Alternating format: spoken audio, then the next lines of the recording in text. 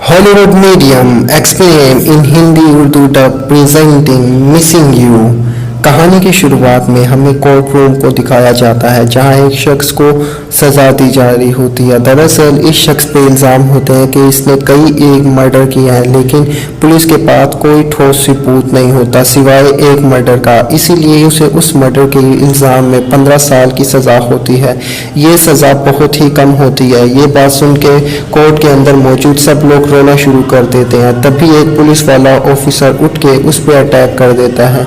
इस पुलिस वाले ऑफिसर के दोस्त की बेटी भी वहीं मौजूद होती है।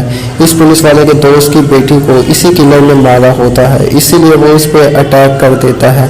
इसके बाद सीन शिफ्ट होता है और हमें 15 साल के बाद का वक्त दिखाया जाता है जब इस क्रिमिनल को आज़ाद कर दिया जाता है। इसका इस्तकबाल वही पुलिस वाला करता है क्योंकि उसे अभी भी यकीन होता है कि उसके दोस्त को इसी ने मारा है, मगर क्या सच में इसी ने उसे मारा था? इस बात का पता हमें कहानी के आगे पता चलेगा।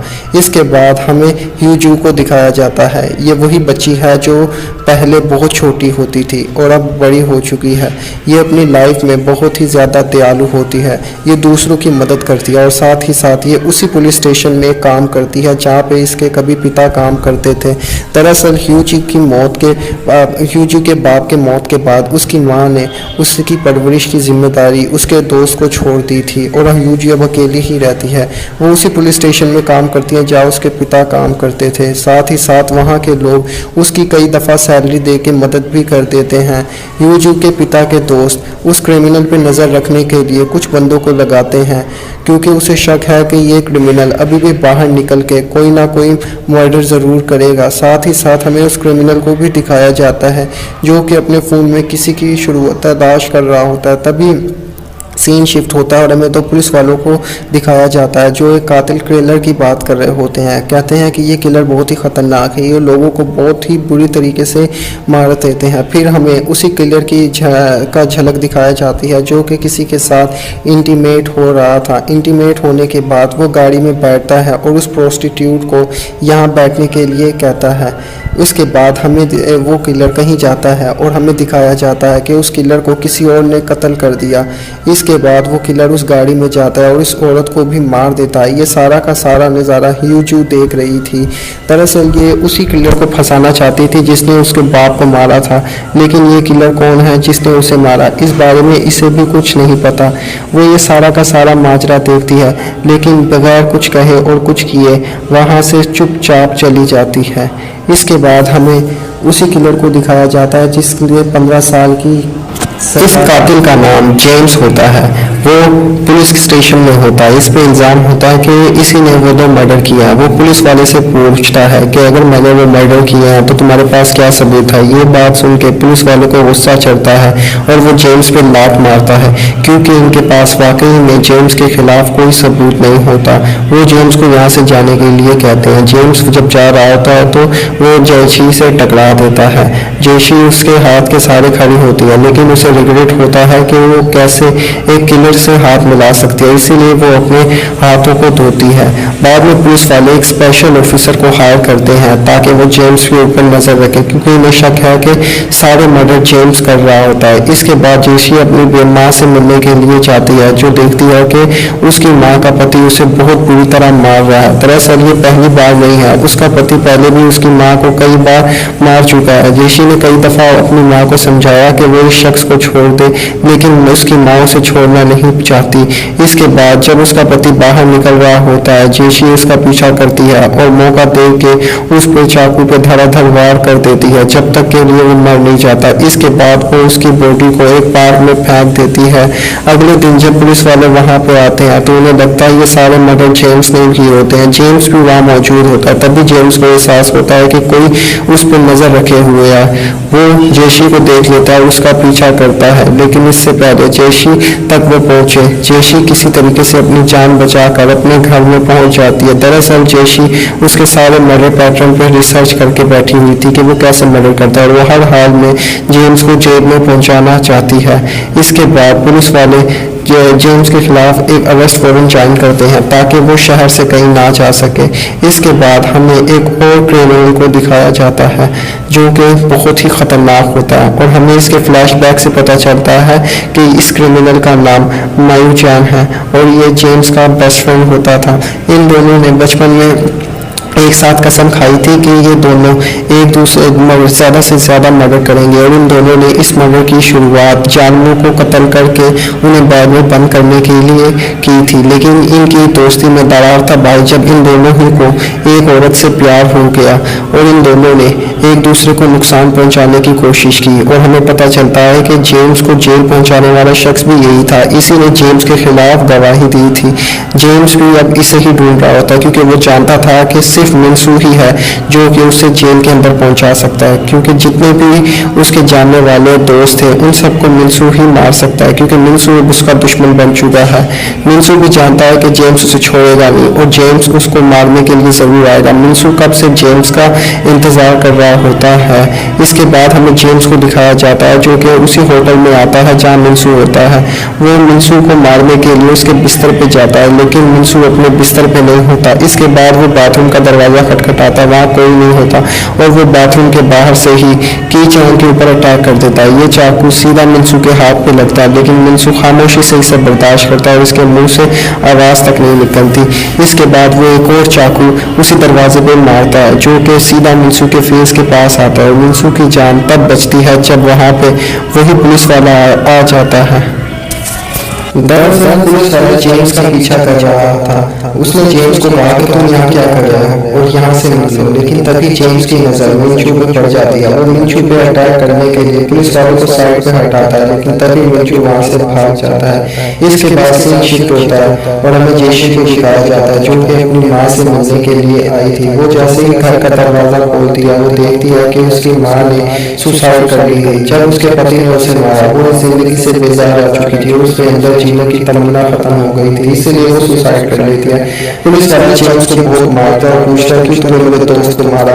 वो जेम्स को मारने ही वाला था लेकिन तभी वो रुक जाता है क्योंकि वो जानता है कि वो जेशी के जीने की आखिरी उम्मीद है। अगर वो मर जाएगा तो जेशी पूरी तरह से डिप्रेस्ड हो जाएगी, इसीलिए वो जेम्स को नहीं मारता और उसे छोड़ देता है। इसके बाद हमें फिर से जेशी को दिखाया जाता है जो पूरे के पूरे मर्डर को ऊपर रिसर्च करना शुरू कर देती है। तभी वो नोटिस करती है कि कुछ लोगों को गर्दन काट के मारा गया तो कुछ लोगों की गर्दन पे स्क्रैच है और वो मर्डर पैटर्न से समझ जाती है कि वो ना हो कातिल एक नहीं बल्कि दो लोग हैं और इस तरीके से उसे सारा खेल समझ में आ जाता है कि दो लोग मर्डरर हैं। इसके बाद हमें सीन शिफ्ट होता है और दिखाया जाता है जेम्स को।